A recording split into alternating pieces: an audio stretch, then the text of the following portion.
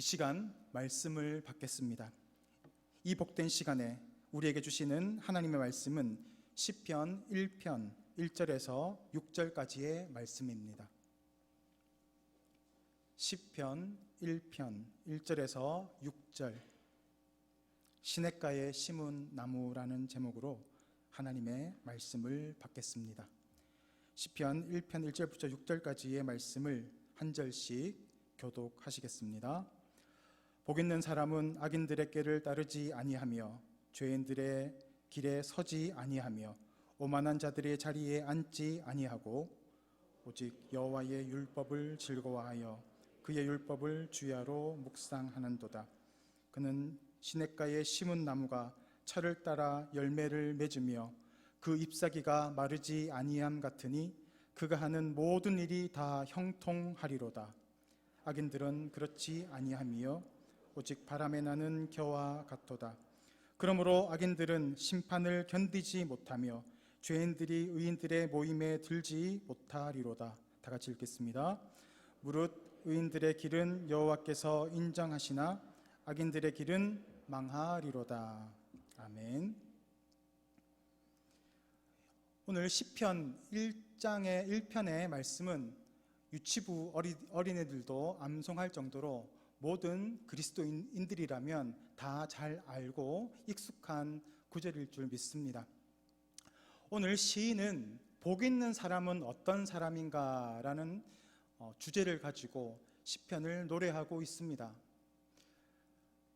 오늘 성경의 시인은 우리가 과연 복이 있는 사람의 자리에 살고 있는가, 아니면 복이 있는 사람의 자리에 있는 줄 알았지만 그렇지 않은 자리에 있는 것은 아닌가를 확인하게 하는 그런 시입니다.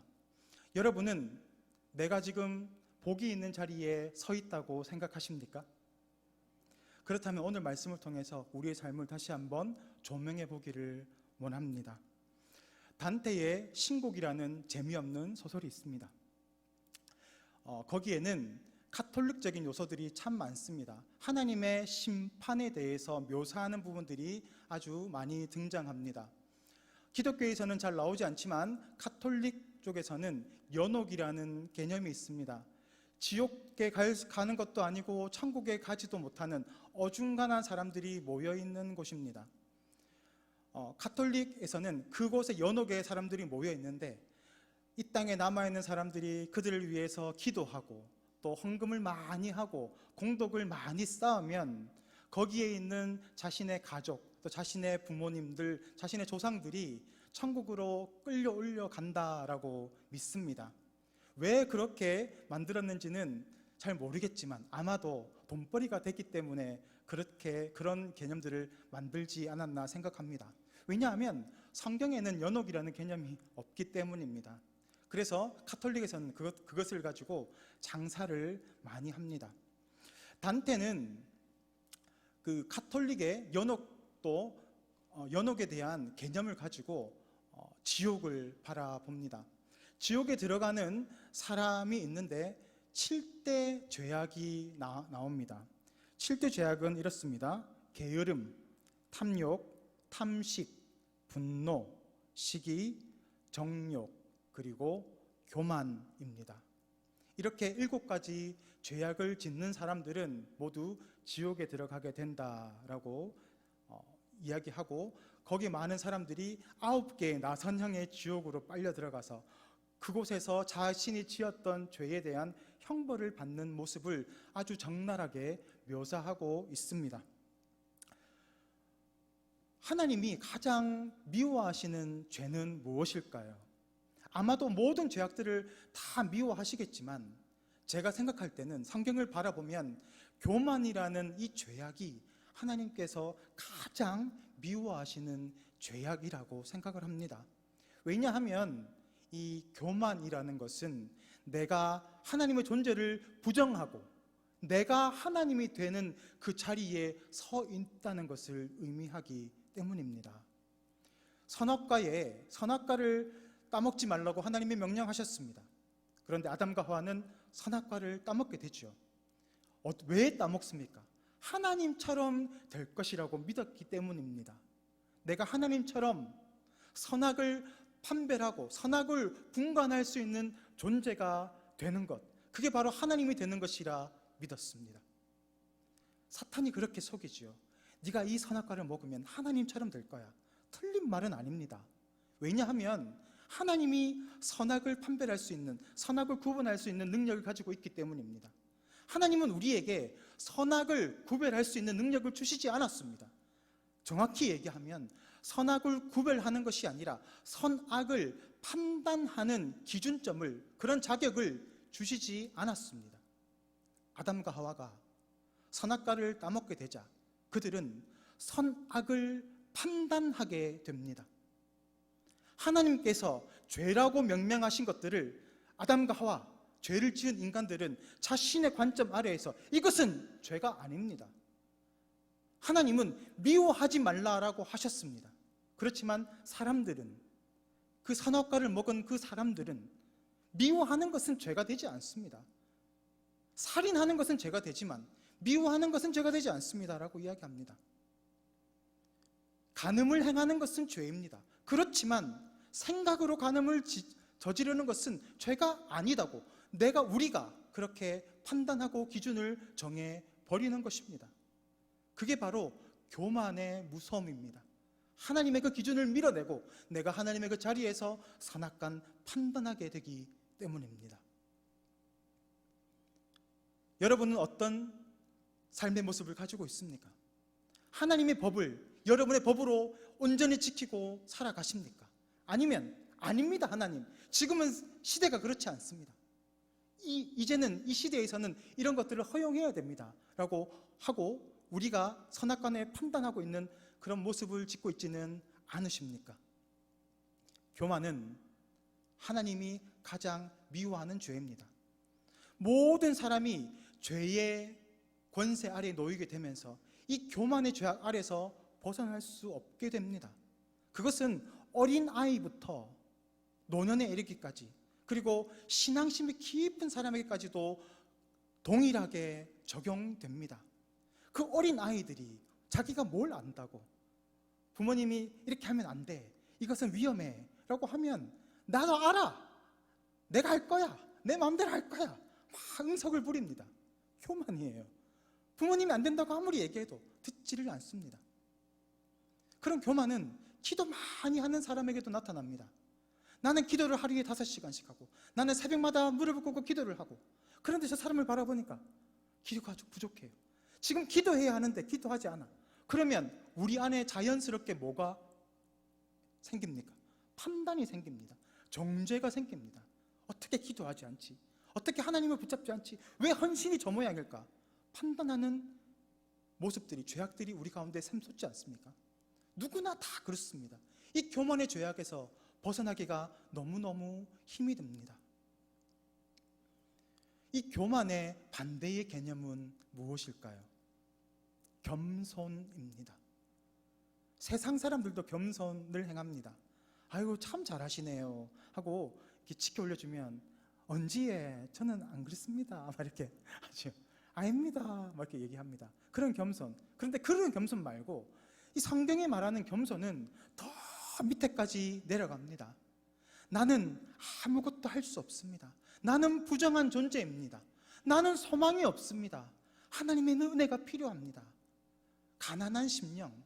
성경이 말하는 가난한 심령이라는 것은 절대적인 가난을 의미하는 것입니다. 내가 어느 정도 가지고 있는 것이 아니라 아무것도 없는 무의 개념. 나는 아무것도 없습니다. 하나님을 기쁘시게 하고 하나님께 영광을 올려드릴 어떠한 건덕지도 없는 부정한 존재입니다 라는 것이 가난한 심령입니다. 예수님은 그런 가난한 심령을 가진 자가 복되다라고 말씀하셨습니다.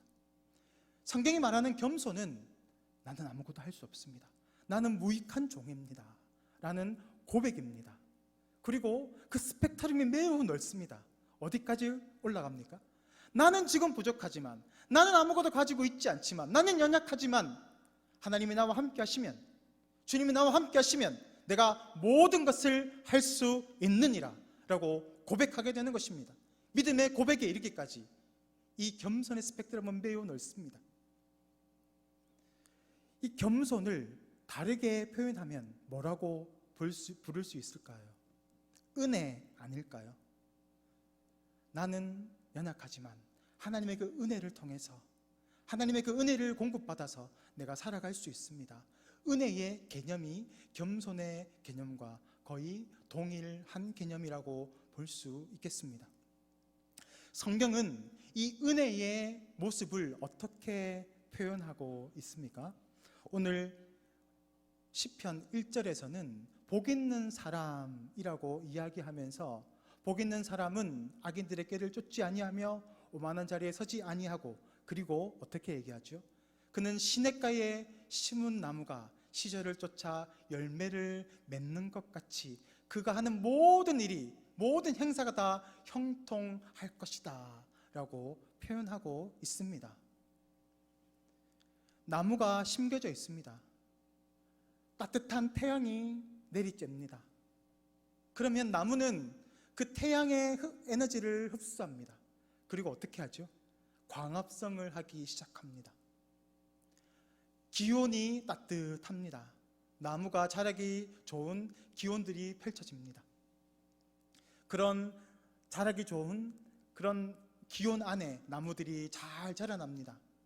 그리고 금상첨화로 나무가 심긴 곳이 시냇가 옆입니다. 그러면 이 나무는 자라지 않을래야 자라지 않을 수가 없지 않겠습니까? 따뜻한 태양이, 뜨거운 태양이 내려쬐고 기온이 받쳐주고 또 시냇물이 흘러서 수분이 잘 공급되어 주면 그 나무는 많은 열매를 맺히게 되는 것입니다. 그것이 바로 오늘 시편 기자가 이야기하고 있는 복이라는 겁니다. 은혜를 받은 사람, 내가 하지 않았지만 하나님께서 채워주시고 하나님께서 길러주시고 하나님께서 모든 것들을 예배해 주시고 인도해 주시는 그런 삶 말입니다. 만약에 나무가 이야기합니다. 내가 이 열매를 맺기 위해서 얼마나 힘들게 내가 노력했는 줄 알아? 내가 저 태양을 공급받기 위해서, 광합성을 하기 위해서 내가 얼마나 열심히 애를 쓰면서 지냈는 줄 아니? 내가 이 따뜻한 기온 안에서 내가 살아남기 위해서, 이 추운 바람을 내가 견뎌내기 위해서 얼마나 힘들었는 줄 알아? 내가 저기 있는 시냇가의 물들을 다 끌어오기 위해서 얼마나 내 뿌리로 내려가고 해서 얼마나 많은 노력을 했는 줄 알아? 라고 한다면 그게 말이 될까요?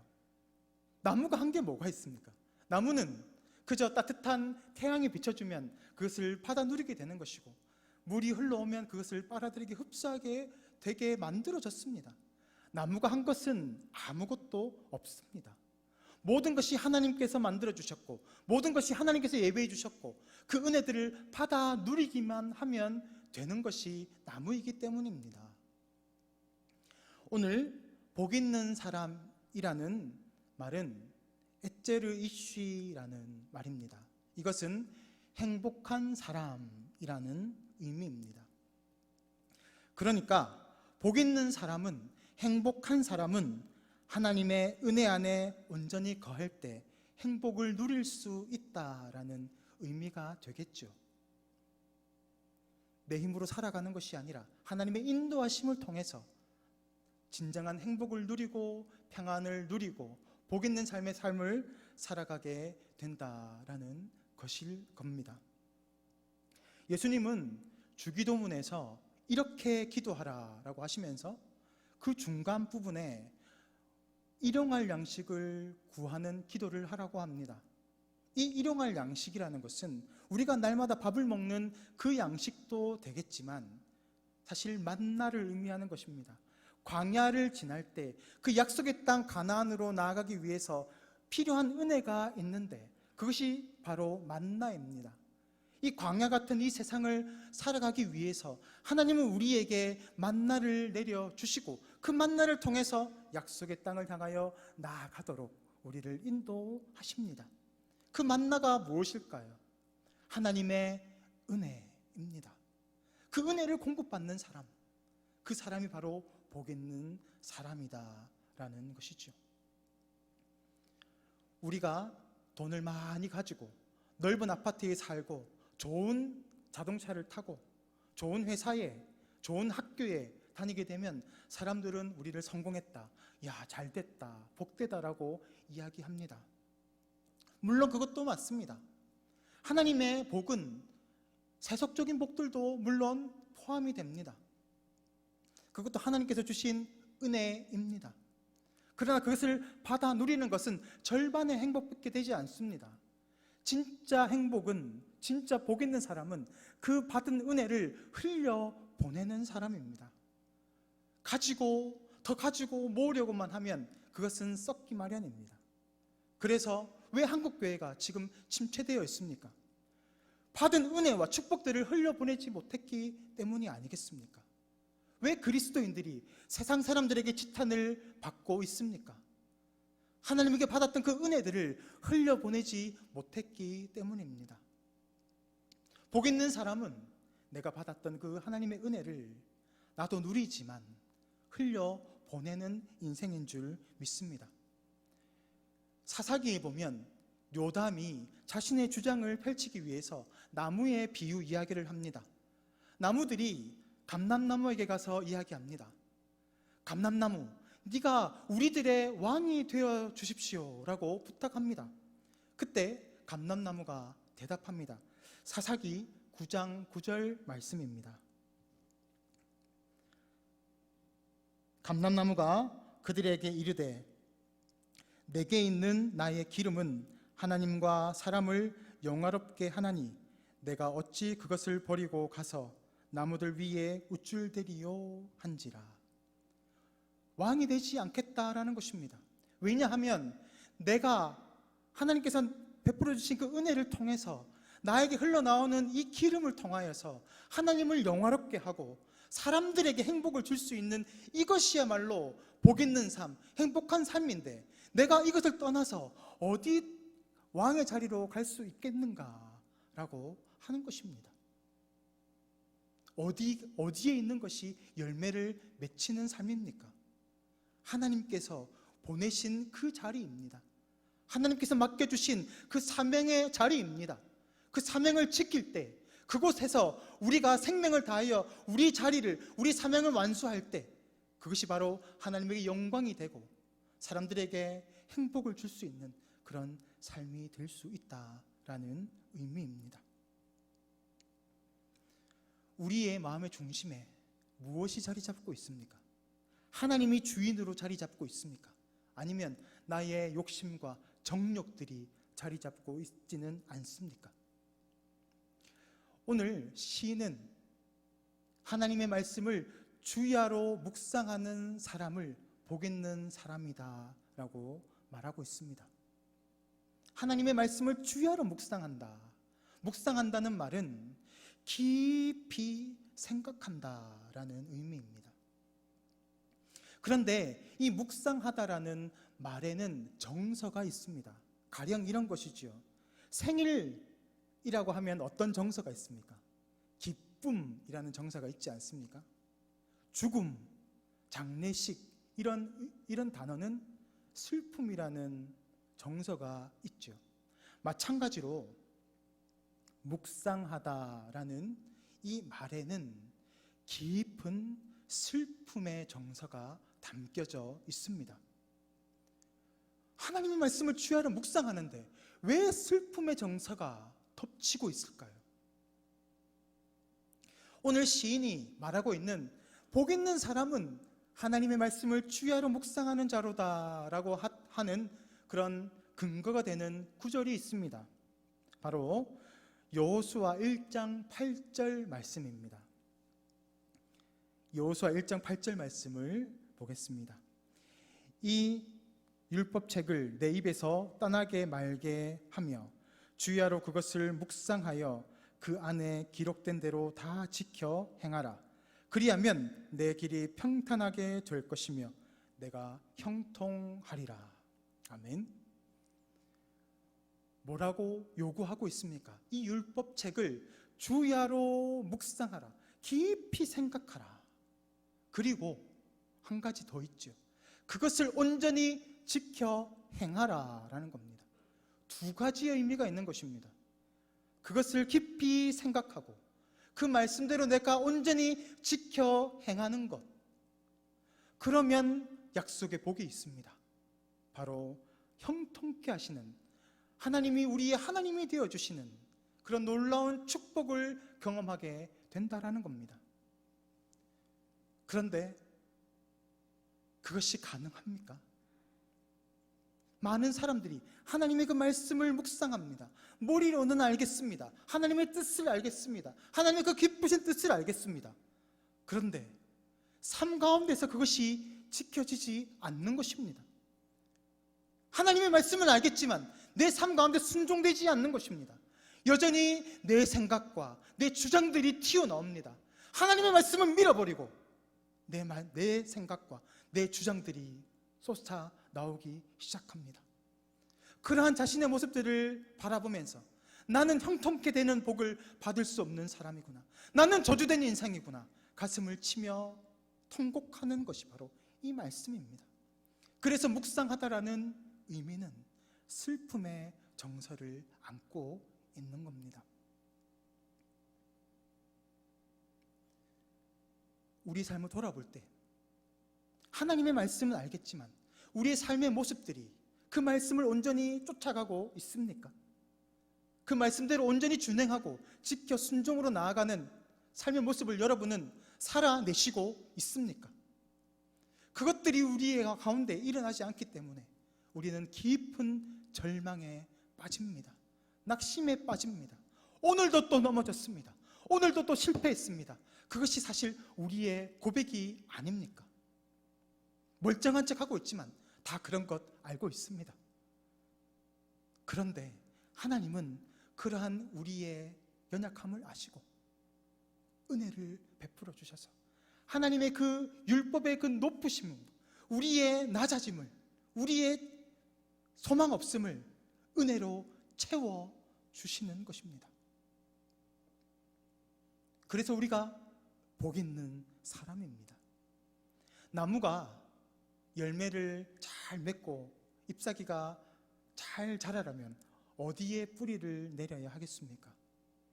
높은 빌딩 건물이겠습니까? 사람이 많은 도심이겠습니까?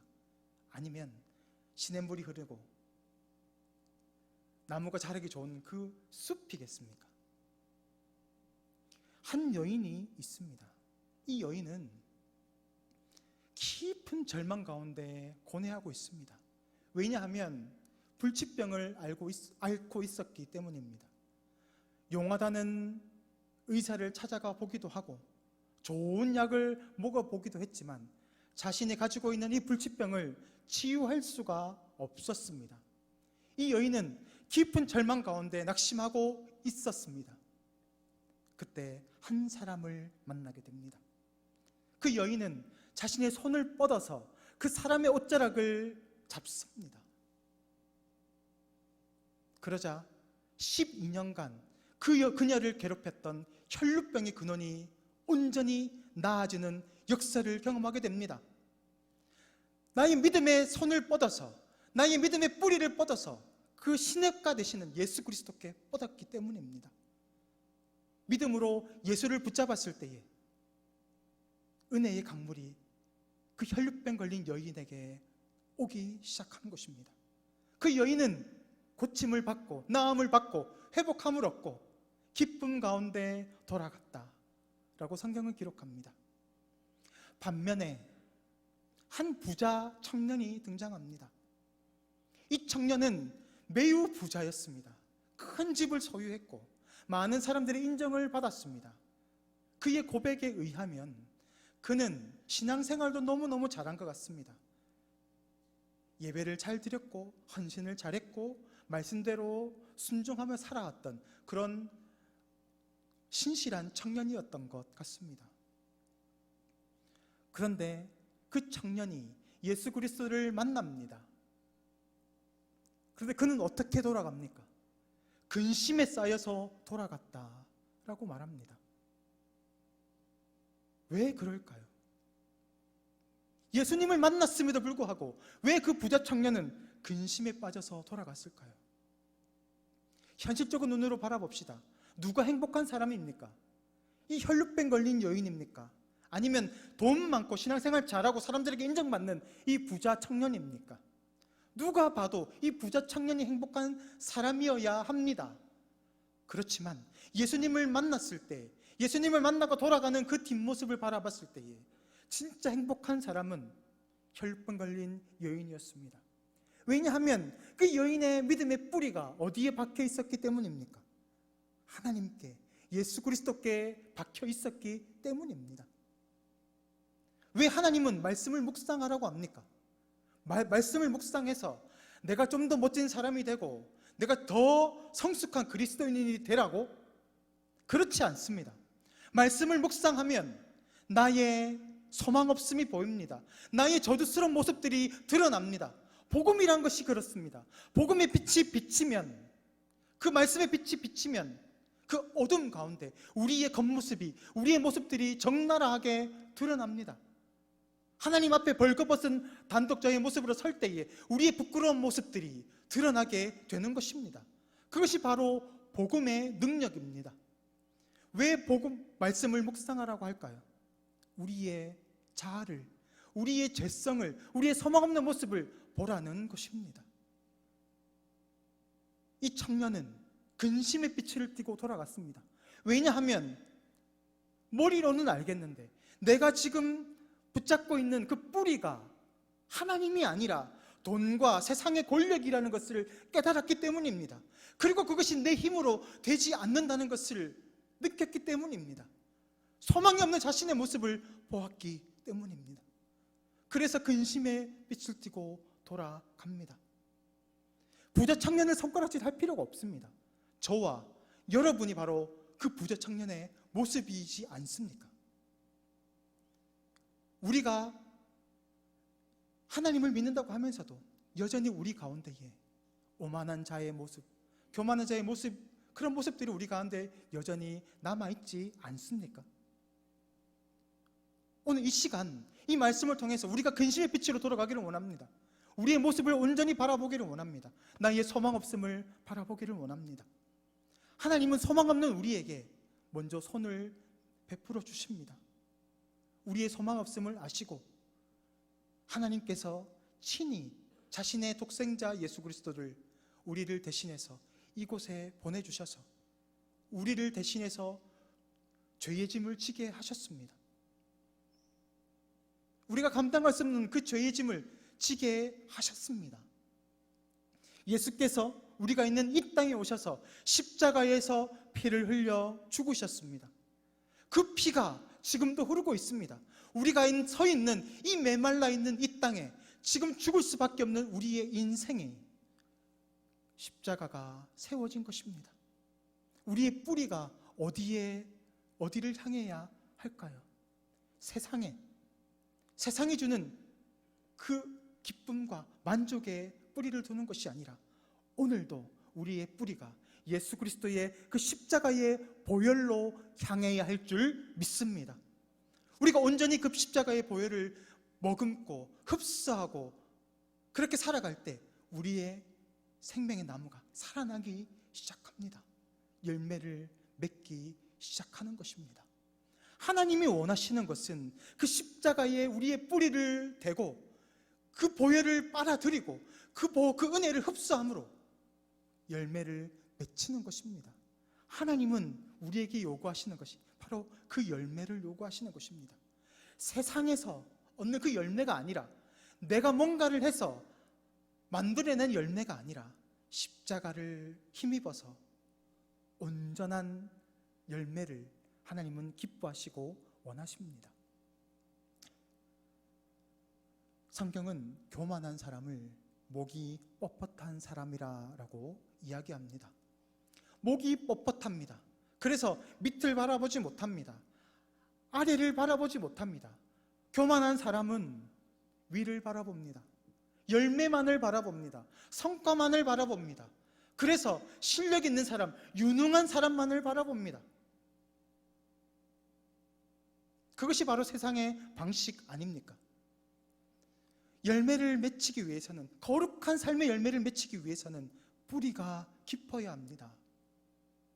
뿌리가 깊어야 수분을 흡수할 수 있기 때문입니다. 겸손한 사람은 열매를 바라보는 것이 아니라 뿌리에 집중합니다. 그래서 뿌리를 깊이 내립니다. 그런 사람은 환난이 오고 시험이 올 때 흔들리지 않습니다. 왜냐하면 그 뿌리가 깊이 박혀 있기 때문입니다. 그러나 오만한 사람, 교만한 사람은 뿌리가 깊지 않기 때문에 흔들립니다. 오늘 시편의 기자의 표현처럼 바람에 날리는 겨와 같이 흔들립니다. 창수가 나면 무너져 내리는 모래성과 같이 날마다 불안하고 염려 가운데 살아갑니다. 그래서 하나님의 깊은 은혜 가운데 있는 사람들은 날마다 평안 가운데 있습니다. 저 사람은 평안해야 할 사람이 아닌데, 걱정해야 할 사람들인데 날마다 한숨 치고 저주의 삶을, 자신의 삶을 저주해야 하는 그런 삶인데도 불구하고 뿌리가 깊은 사람은 날마다 평안합니다. 왜 그렇습니까? 주님을 향해서 십자가를 꼭 붙잡고 있기 때문입니다. 흔들리지 않는 믿음을 소유하고 있기 때문입니다. 오늘 우리가 그러한 믿음을 소유하기를 원합니다. 오늘 성경은 우리에게 묻습니다. 너희들이 발 뻗고 너희들이 지금 붙잡고 있는 곳은 어느 곳이냐? 너희들은 과연 복이 있는 자인가? 아니면 오만한 자인가? 오늘 성경은 우리에게 이야기합니다. 우리는 소망이 없는 자입니다. 그래서 오늘도 겸손히 하나님의 은혜를 구하는 자리로 나아가야 한다라고 말씀하시는 것입니다. 오늘 이 시간 우리가 이 말씀을 가지고 우리 삶을 돌아보기를 원합니다. 나의 뿌리는 어디에 뿌리를 내리고 있습니까? 세상의 방식과 세상이 주는 기쁨과 쾌락에, 세상의 인정에, 세상의 칭찬에 뿌리를 내리고 있지는 않습니까? 이 시간 우리 결단하기를 원합니다. 주님의 그 말씀에 오늘도 나의 뿌리를 내리기를 원합니다. 주님의 그 십자가를 오늘도 붙잡고 나아가기를 원합니다. 흔들리지 않고 상황과 환경이 우리를 위협한다 할지라도, 우리를 두렵게 한다 할지라도 주님께서 나와 함께 하심으로 내가 주님만을 붙잡고 나아가겠노라 다짐하시며 나아가시는 하나님의 백성 될 수 있기를 주님의 이름으로 축복합니다. 이 시간 다 같이 기도하겠습니다. 우리의 힘과 능력이 되시는 하나님 아버지, 하나님의 은혜를 감사를 드립니다. 오늘 말씀을 통하여서 우리의 모습을 똑바로 바라보기를 원합니다. 겉으로는 그럴싸하고 뭔가 있는 것처럼 하고 다니지만 실상은 우리의 삶의 모습은 여전히 불안하고 날마다 깊은 염려 가운데 놓여 있는 그런 불안한 삶을 살아갈 수밖에 없는 우리의 모습을 주님께 고백합니다. 주님, 우리를 불쌍히 여겨주시고 우리에게 오늘도 예배하신 축복과 은혜를 내려주셔서 복 있는 자의 자리에서 온전히 흔들리지 않는 삶을 살아가게 하여 주시옵소서. 상황과 환경이 흔들리는 인생이 아니라 말씀을 붙잡고 살아계신 하나님을 의지하며 나에게 능력 주시는 자 안에서 모든 것을 할 수 있느니라 고백할 수 있는 담대한 믿음의 삶을 살아갈 수 있도록 성령 하나님 역사하여 주시옵소서. 감사드립니다. 예수 그리스도 이름으로 기도드립니다. 아멘.